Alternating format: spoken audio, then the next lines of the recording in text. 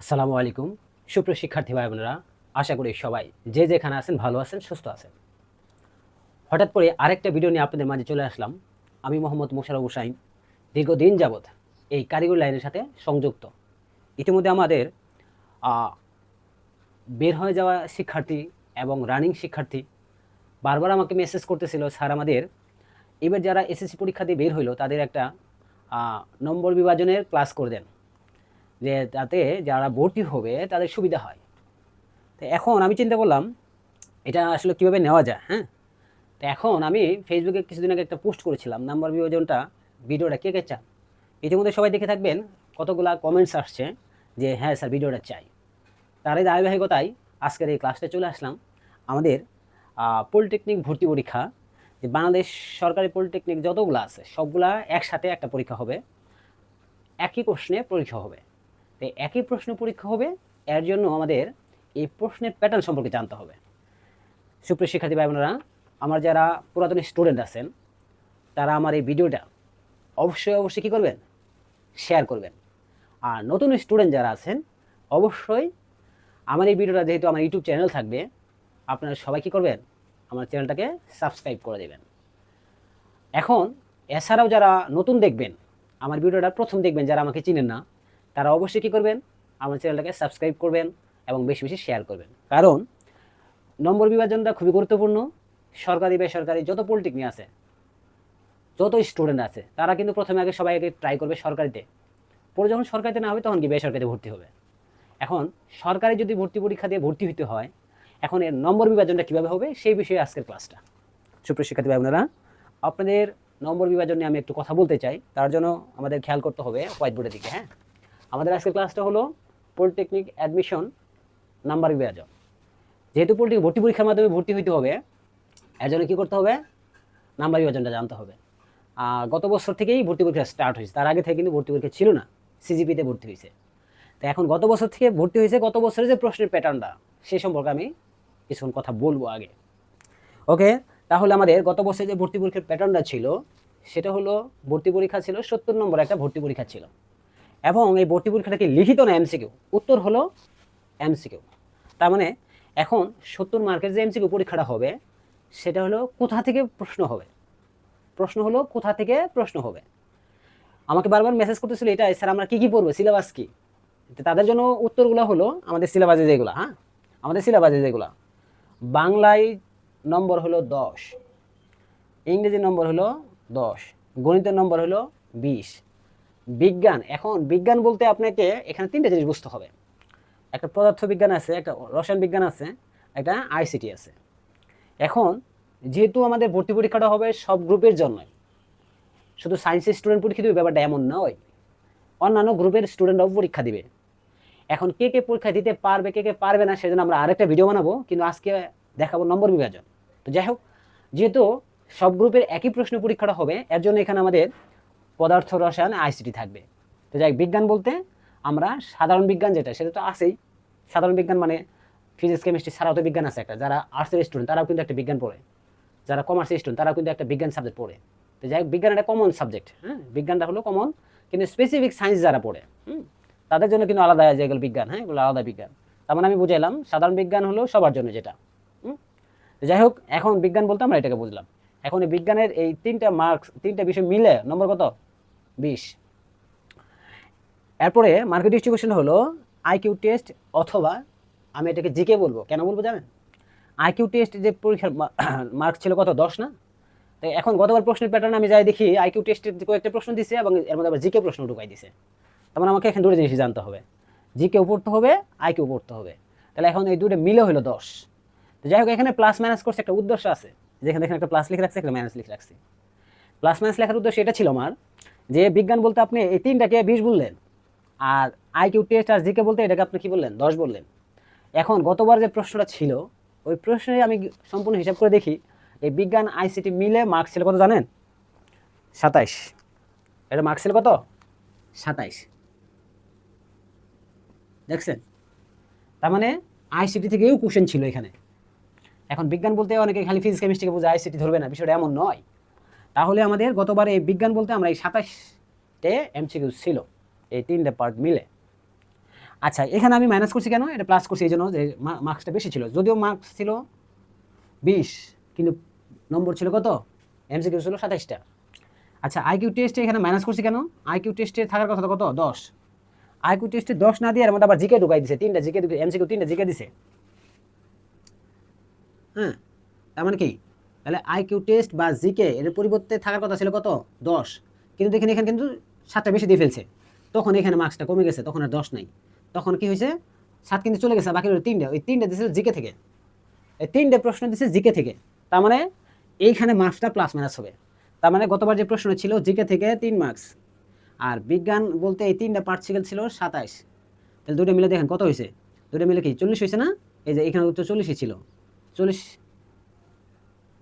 না সরি 30, 27 আর 3 30, এখানে সব কত ছিল 20 আর 10 30 ছিল না, তাহলে এখন কত হলো 27 আর 3 এই হলো 30, তার মানে হলো এই 30 হলো আপনার 20 আর 10 ফিক্সড না, ফিক্সড না, পরিবর্তন হতে পারে।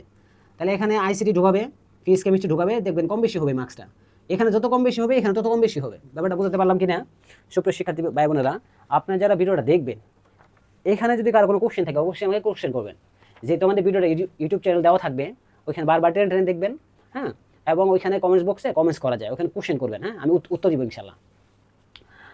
তো যাই হোক, যেটা বলতেছিলাম, বিজ্ঞান বলতে 20 আর আইসিটি আইকিউ টেস্ট বা জিকে বলতে 10, কিন্তু এই মার্কসটা কম বেশি হইতে পারে।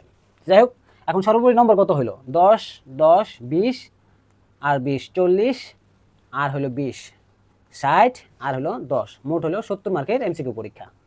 এখন কত কোশ্চেন করছে স্যার আমাদের ভর্তি পরীক্ষার কোনো নেগেটিভ মার্কস বা কর্তন মার্কস আছে কিনা, না, আপনাদের ভুল যে কোশ্চেনের জন্য মানে আপনি ভুল দাগাইছেন, এই ভুল জাগাইলেন যে এর জন্য কোনো কর্তন বা নেগেটিভ মার্কস নাই, তার মানে আপনি যতগুলো সঠিক হবে ওইটাই মার্কসটা কাউন্ট হবে, তার মানে এখানে ভর্তি পরীক্ষায় কোনো নেগেটিভ মার্কস গত বছর ছিল না। তো যাই হোক, আমাদের আমি ভর্তি পরীক্ষার মার্কস বুঝাইলাম 70, এখন কথা হলো স্যার পূর্ণমান কি 70, না, পূর্ণমান হলো 100, টোটাল আপনাকে যখন মেরিট লিস্টে রেজাল্ট দেওয়া হবে তখন 100 মার্কে কি করা হবে, কাউন্ট করা হবে। এখন কথা হলো তাহলে বাকি 30 মার্কস কোথায় গেল স্যার, সুপ্রিয় শিক্ষার্থী ভাই আপনারা, এই বাকি 30 মার্কস আমি এখানে লিখে রাখছি, দেখেন আপনাদের মেট্রিক পরীক্ষার যে রেজাল্ট আছে না, মেট্রিক পরীক্ষার রেজাল্টের মার্ক কত 30 কাউন্ট করা হবে, 30 বিবেচনা করা হবে।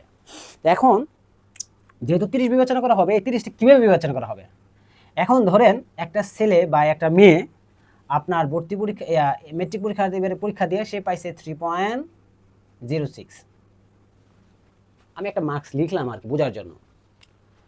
এখন এসএসসি রেজাল্ট মার্ক কত কাউন্ট হবে 30, এখন 30 কীভাবে হবে এখানে, তার মানে মেট্রিক পরীক্ষা দিয়ে একটা ছেলে বা একটা মেয়ে সে পাইছে 3.06, এখন এটাকে কাউন্ট করতে হবে কয় দিয়ে গুণ করতে হবে 6 দিয়ে, তার মানে এসএসসি রেজাল্ট যে যা পাবে একে 6 দিয়ে গুণ দিবেন।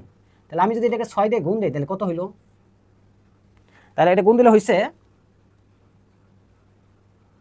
18.36, এটা হলো তার এসএসসি রেজাল্ট, এসএসসি রেজাল্টের নম্বর, তার মানে 30-এর মধ্যে সে যেটা পাইলো, দেখছেন মার্কস ছিল কত 30 মধ্যে সে পাইলো কত 18.36, ধরেন 18.5 মতন, তার মানে সে এটা পাইলো। আমি যদি আরেকটা উদাহরণ দিই, একটা ছেলে বা একটা মেয়ে যদি এসএসসি পরীক্ষায় 4.88 পায়, তাহলে প্রসেস একটাই, কয় দিয়ে গুণ দিবেন 6 দিয়ে গুণ দিবেন, তাহলে 6 দিয়ে গুণ দিলে কত হলো, 6 দিয়ে গুণ দিলে হলো আপনার 29.28, তার মানে সে 30-এর মধ্যে সে কত পাইলো, 30-এর মধ্যে পাইলো সে 29.28, হ্যাঁ 28, তাহলে 29.28।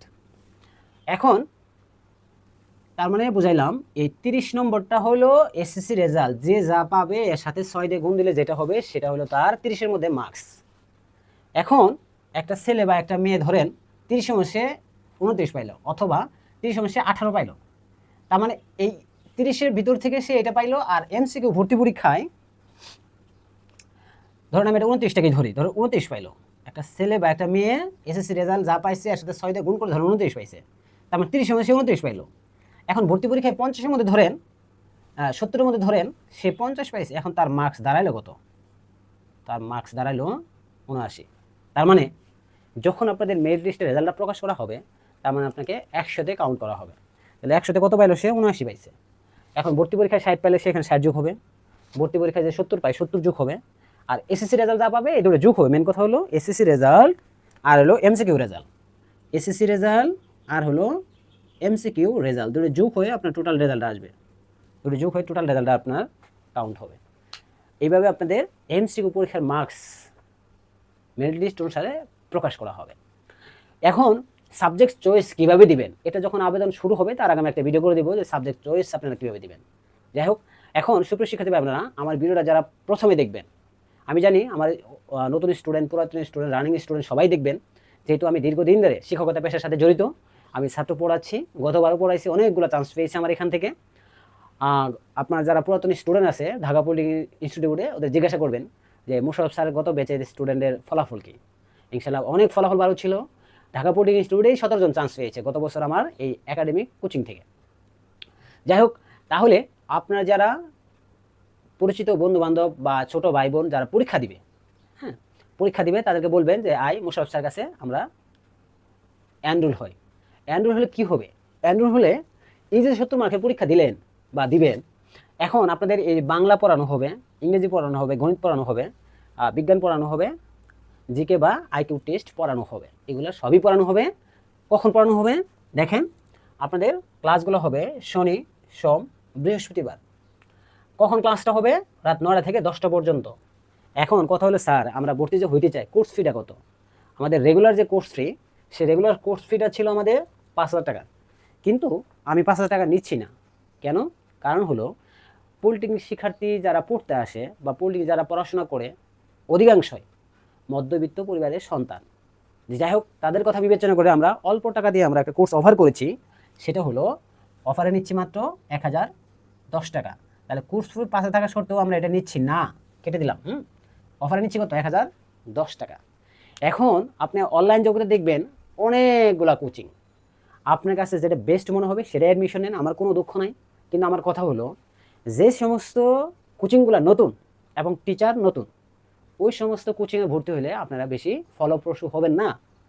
যে সমস্ত কোচিংগুলো পুরাতন, যে সমস্ত টিচারগুলো অভিজ্ঞ, ওইখানে অ্যাডমিশন নেবেন। আপনাদের কাছে এটাই আমার অনুরোধ, আপনারা ভর্তি হওয়ার আগে অবশ্যই এটা খেয়াল করে নেবেন। যাই হোক, এখন যার কাছে যেই কোচিং ভালো লাগে সেখানে ভর্তি হন, কোনো সমস্যা নাই। তবে আমার কথা হলো যদি আমার কাছে আসেন, আমি আপনাদের দায়িত্ব নিয়ে বলতেছি, সেটা হলো আপনাদের এই কোর্সগুলো পড়ানো হবে এবং খুব দ্রুত কীভাবে এমসিকিউগুলো সলভ করা যাবে এবং কীভাবে সহজে আপনি চান্স পেয়ে যাবেন, এর জন্য আমি আপ্রাণ চেষ্টা করবো ইনশাল্লাহ। আরেকটা কথা বলে দিই, যেহেতু এবার মেট্রিক পরীক্ষার রেজাল্টটা খুব কম, খারাপ, ভালো ফলাফল হয়নি, যেহেতু এই রেজাল্ট খুব কম, এখন এই কমের ভিতরেই আপনাকে প্রতিযোগিতার মাধ্যমে ভর্তি পরীক্ষা দিয়ে টিকতে হবে। এখন খেয়াল করে দেখেন তো, একটা ছেলে বা একটা মেয়ে 3.06 পাইছে, হ্যাঁ, এখন ওকে 6 দিয়ে গুণ করলে সে 18 পাইলো, আর একটা ছেলে বা একটা মেয়ে পাইছে 4.88, 6 দিয়ে গুণ করলে 29। এখন দেখেন তো এখানে 10 মার্কস ব্যবধান, দেখছেন? খেয়াল করে দেখছেন নম্বর কিন্তু এখানে 10 মার্কস ব্যবধান হয়ে গেছে। হ্যাঁ, এটা 18, 29, 10-11 ব্যবধান কিন্তু এখানে হয়ে গেছে। এখন এই 10-11 ব্যবধান যদি এসএসসি রেজাল্টের ব্যবধান হয়ে থাকে, তাহলে ভালো করতে হবে কোথায়? ভালো করতে হবে এমসিকিউ পরীক্ষায়। তার মানে এমসিকিউ অবশ্যই আপনাকে পড়তে হবে। এখন বাসায় একা পড়েন, কোনো সমস্যা নাই, অথবা গাইডলাইনে আসেন, কোনো কোচিংয়ের মাধ্যমে আসেন, কোনো সমস্যা নেই। এখন গাইডের মাধ্যমে আসলে আপনাকে যেই জিনিসটা সহজ হবে যে বাংলায় কী কী পড়তে হবে। এখন বাংলা বলতে বাংলা প্রথম আছে, বাংলা দ্বিতীয় আছে, ইংরেজি বলতে ইংরেজি প্রথম, ইংরেজি দ্বিতীয় আছে, গণিত বলতে এখানে উচ্চতর গণিত আর জেনারেল গণিত আছে, সাধারণ গণিত যেটাকে বলা হচ্ছে। বিজ্ঞান বলতে তো আমি বললাম এই 3 জিনিস আছে, আর জিকে বলতে আইকিউ টেস্ট বা জিকে। এখন জিকে বলতে আপনি কী কী পড়বেন, তাহলে এখন এগুলো একা একা যদি পড়া সম্ভব হয় আপনারা পড়ে নেবেন, কোনো সমস্যা নাই। আর যদি না আমরা একটা গাইডলাইনে যেতে চাই, তাহলে আসেন, আপনারা মোশাররফ স্যারের কাছে আসতে পারেন। হ্যাঁ, এসে দেখেন কি অবস্থা, মোশাররফ স্যার কেমন পড়াচ্ছে, আর ছাত্রদের গতবার যে চান্স পাইলো তারা কীভাবে চান্স পাইলো, তাদের সাথে যোগাযোগ করেও দেখতে পারেন। তো যাই হোক, এখন আমাদের ক্লাসে তাহলে এই 3 দিন পড়ানো হবে, শনি, সোম, বৃহস্পতি, এই সাবজেক্টগুলো নিয়মিত পড়ানো হবে। হ্যাঁ, আপনাদের 3 দিন পড়ানো হবে এবং যেদিন যেই ক্লাস হবে সেই ক্লাসের পরে ওই ক্লাসের টপিকের উপরেই পরবর্তী ক্লাস যখন শুরু হবে তার উপরে পরীক্ষা হবে। তার মানে যেদিন যেই পরীক্ষাটা হবে, হ্যাঁ, তারপরেই ক্লাস হবে। তার মানে আমি বুঝাইলাম, আপনারা যে টপিক আজকে আমি পড়াইলাম এটা আজকে পড়বেন বাসায়, কালকে যে ক্লাস হবে বা পরশুদিন যে ক্লাস হবে, ক্লাস শুরু হওয়ার আগেই যা পড়াইছি আজকে এটার উপর পরীক্ষা হবে। তার মানে যে টপিক পড়ানো হবে ওই টপিকের পরীক্ষা দিতে হবে, যে টপিক পড়ানো হবে ওই টপিকের পরীক্ষা দিতে হবে। এখন কথা হচ্ছে ভর্তিটা হবো কীভাবে? ওকে, আমি আমার একটা হোয়াটসঅ্যাপ নাম্বার লিখে দিচ্ছি আপনাদের, সবাই একটু লিখে রাখেন, 01521 494752। এটা আমার হোয়াটসঅ্যাপ নাম্বার, আপনারা এটা বিকাশ নাম্বারও আছে, আপনারা এই নাম্বারে 1010 টাকা বিকাশ করে দিবেন। হ্যাঁ, অনলি 1010 টাকা বিকাশ করে দিবেন। বিকাশ করে এই নাম্বারে হোয়াটসঅ্যাপ আমাকে মেসেজ করবেন। মেসেজ করার পরে আপনি যে টাকা পাঠাইছেন এটা একটা স্ক্রিনশট দেবেন। দেন আমি কি করব, আপনাকে এই মেসেজ দেখার পরে কনফার্ম হয়ে আপনাকে আমার প্রাইভেট গ্রুপে অ্যাড করে দিব। আমার একটা মেসেঞ্জার গ্রুপ আছে, ওই গ্রুপে ইতিমধ্যে ক্লাস হচ্ছে, অনেক ছাত্র এনরোল হয়েছে। হ্যাঁ, এখন ওই গ্রুপে আপনাদের ক্লাসে লিঙ্ক দেওয়া হবে, ক্লাস হবে অনলাইন ক্লাস। হ্যাঁ, অফলাইন কোনো ক্লাস নাই, সব ক্লাস অনলাইনে হবে। যেহেতু বাংলাদেশের 64 ডিস্ট্রিক্টের স্টুডেন্টই ক্লাস করে, এই জন্য অনলাইন প্ল্যাটফর্মে দাঁড়া করাইছি। ইতিমধ্যে অনেকগুলো ক্লাস হয়ে গেছে, অনেক ছাত্র ভর্তিও হয়ে গেছে। যাই হোক, যারা এখন নতুন দেখবেন ভিডিওটা বা ম্যাট্রিক পরীক্ষার পরে যারা এনরোল করবেন তারা আমাদের ব্যাচ নাম্বার 3-তে ভর্তি হতে পারেন। ইতিমধ্যে আরও ব্যাচ চলতেছে, এখন যে ভর্তি হবেন ব্যাচ নাম্বার 3-তে ভর্তি হতে হবে, 3 নাম্বার ব্যাচে ভর্তি হতে হবে। যাই হোক, এখন এই 3 নাম্বার ব্যাচে ভর্তি হতে গেলে তাহলে আমি বললাম হোয়াটসঅ্যাপে 1010 টাকা সেন্ড করে দিয়ে আমাকে মেসেজ করবেন, আমি ওই গ্রুপে অ্যাড করে দিব। ওই গ্রুপে পরীক্ষা দিতে পারবেন আপনি। ওই গ্রুপে ক্লাসের লিঙ্ক দেওয়া হবে, ওই গ্রুপের যত মেসেজ যা আছে কমিউনিকেশন সব ওই গ্রুপের মধ্যেই হবে, পার্সোনাল সিক্রেট গ্রুপে। যাই হোক, সুপ্রিয় শিক্ষার্থী ভাই বোনেরা, আমি এই যে কথাগুলো বললাম, এখন কথা হলো স্যার পরীক্ষাটা কবে? Good question. আমাকে অনেকেই কোশ্চেন করতেছে ইনবক্সে, পরীক্ষা কবে স্যার? মার্কেট ডিস্ট্রিবিউশন কি মোটামুটি সব বলেই দিলাম। হ্যাঁ, পরীক্ষার সময় আর সম্ভাব্য সময় এটাকে ফিক্স যেহেতু হয়নি, এখন বোর্ড থেকে নোটিশ দিবে, বোর্ড থেকে নোটিশ দেওয়ার পরে বলা যায় ভর্তি পরীক্ষা কবে। কিন্তু আনুমানিক বা সম্ভাব্য ডেট হলো 1.5 মাস থেকে 2 মাস সময় নেবে। হ্যাঁ, 1.5 মাস থেকে 2 মাস পরে আমাদের ভর্তি পরীক্ষাটা হবে। 1.5 মাস অথবা 2 মাস, 1.5 মাস অথবা 2 মাস পর ভর্তি পরীক্ষা দিতে হবে। আরেকটা কথা বলে দেয়, সুপ্রিয় শিক্ষার্থী ভাই বোনেরা, খুবই গুরুত্বপূর্ণ সহকারে শুনবেন, যে বাজারে অনেক বই বেরিয়েছে। হ্যাঁ, অ্যাডমিশনের বই। তো এখন আমি সুন্দর একটা পরামর্শ দিই, সেটা হলো একটা বই কিনলেন, তাহলে কি 2 মাসে শেষ করতে পারবেন? 1.5 মাস শেষ করতে পারবেন? অযথা বই কিনে সময় নষ্ট করবেন না। আপনাদের এমসিকিউ পরীক্ষা হবে পাঠ্য বইয়ের ভিত্তিতে। আপনারা যে 9-10 বই পড়েছেন না, 9-10 নবম দশম বই, এই বাংলা থেকে কোশ্চেন হবে, ইংরেজি, গণিত, এগুলা সবগুলো নবম দশমের বই থেকে। এর জন্য আপনারা গাইড বই যারা কিনতে চান, ব্যক্তিগত ব্যাপার সেটা কিনবেন, কিন্তু আমার সুপরামর্শ যেটা, আপনাকে দেখবেন বিভিন্ন বড় ভাইরা সেই বই এই বই কিনে সাজেস্ট করবে আপনাকে। ওকে, বই আপনার ব্যক্তিগত লাগলে কিনবেন, কোনো সমস্যা নাই, কিন্তু আমার কথা হলো এখন পরীক্ষার সময় আছে 1 মাস বা 1.5 মাস, এই মোটা বই আপনি 500 টাকাতে কিনলেন, এটা শেষ করতে পারবে? আপনাদের কাছে কোশ্চেনটা আমি ছেড়ে দিলাম, আমি এটা সুপরামর্শ দিলাম। যাই হোক, আমার কোচিংয়ে এনরোল করলে আমি কোনো বই পড়াই না, আমি কোনো গাইড পড়াই না। তাহলে আমি কি পড়াই? নবম দশমের যে পাঠ্য বই আছে, পাঠ্য বই ধরে ধরে টপিক ধরে ধরে পড়াই। তার মানে 9-10 যে বইটা আছে এগুলোর টপিক ধরে ধরে এগুলো পড়ানো হবে। গণিতের মধ্যে দেখবেন নবম দশমের যে পাঠ্য বইয়ের সূচিপত্র দেওয়া আছে, এগুলো ধরে ধরে আমাদের গণিত করানো হবে। হ্যাঁ, সেমভাবে সবগুলো এগুলো ধরে ধরে টপিক ধরে ধরে পড়ানো হবে। তো যাই হোক, সুপ্রিয় শিক্ষার্থী ভাই বোনেরা, আপনাদের যেহেতু ভিডিওটা ইউটিউব চ্যানেল থাকবে, অবশ্যই বেশি বেশি শেয়ার করে দেবেন, সবার মাঝে ছড়াই দেবেন, যাতে আপনারা ভিডিও দেখার পরে উপকৃত হন এবং আপনার পরিচিত যারা আছে এরাও যাতে উপকৃত হয়। সুপ্রিয় শিক্ষার্থী ভাই বোনেরা, আমি দীর্ঘদিন ধরে এই লাইনের সাথে জড়িত, আপনারা সবাই অবগত। আমি ব্যস্ততার মাঝে সময় খুব কম পাই, আমার পুরাতন স্টুডেন্ট যারা, রানিং স্টুডেন্ট যারা, সবাই অবগত। এর জন্য আজকে ভিডিওটা করে দিলাম, যাতে সবাই উপকৃত হয়। যাই হোক, আমাদের এই ছিল পলিটেকনিক অ্যাডমিশন নাম্বারের বিভাজনের ক্লাস এবং পরীক্ষার সম্ভাব্য ডেট। ঠিক আছে, এই ছিল মোটামুটি আলোচনা। এরপরও যদি কারো কোনো কোশ্চেন থাকে আমাকে ইনবক্স করবেন, আমি কোশ্চেনে উত্তর দেবো ইনশাল্লাহ। তো যাই হোক, সব মিলে সবাই ভালো থাকবেন, সুস্থ থাকবেন, এই বলে আজকে ক্লাসটা শেষ করছি। আসসালামু আলাইকুম।